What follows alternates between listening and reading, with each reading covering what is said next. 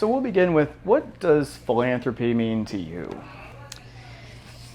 Thought a lot about this one, and I think for me, it's just a way to give back the community you live in, the people you work with, the people you just get to know, and on a broader level, I think everything trickles down. What we do in our community, our cities, states, it all ties together.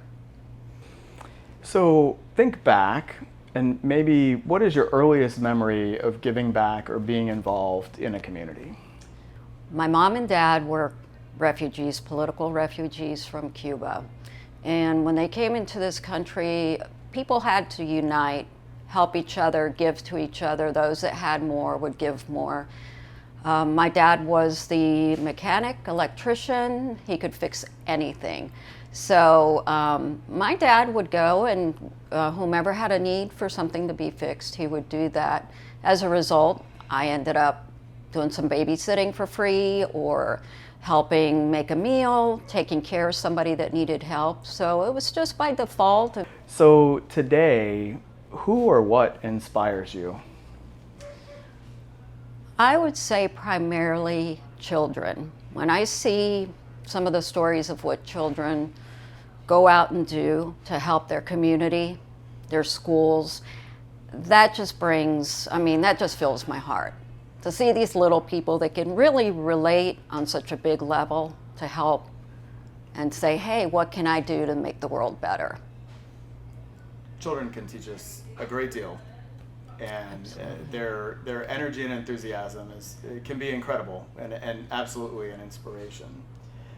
So what causes matter most to you? I will say at the women and children, that speaks to me on a personal level and a much bigger level as well. I want to help women, especially that are in trafficking situations, and they have children too. So as a result, a lot of these children are in need. Healthcare related issues are a big one with me for personal reasons, and also just what we see with mental health in our community. That's another one I want to tackle next year and say, hey, I want to get out there and do something about the mental health crisis we have. Pets, animals, any kind of animals. I love them all. I think they all should have a wonderful home. They should all have food.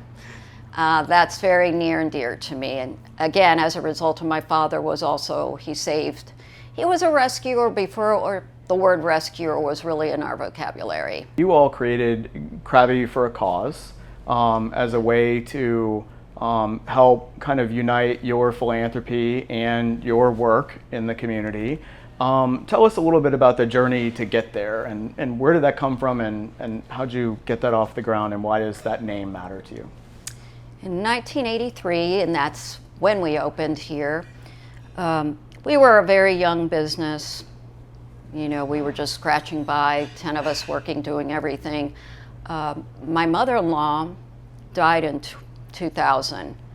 At the time when she passed away, we had her funeral. I can't tell you how many people came up to us and said, your mother-in-law did this. She bought me diapers. She gave me a down payment on a home. She bought me a car. She paid my mortgage. It just, more and more of that. Now, I knew none of that because my mother-in-law was she just, I did it, no big deal.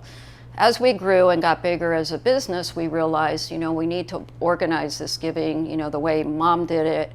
We're a bigger business now. We can perhaps do more. So the name Crabby for a Cause came along when my daughter was raising money for childhood leukemia. So we said, okay, what are we gonna put on her shirt? Can we, so we came up with Crabby for a Cause, and we thought, it pretty much says everything that we want. The Crabby Bill's name, the Crabby family, we're always the Crabby family.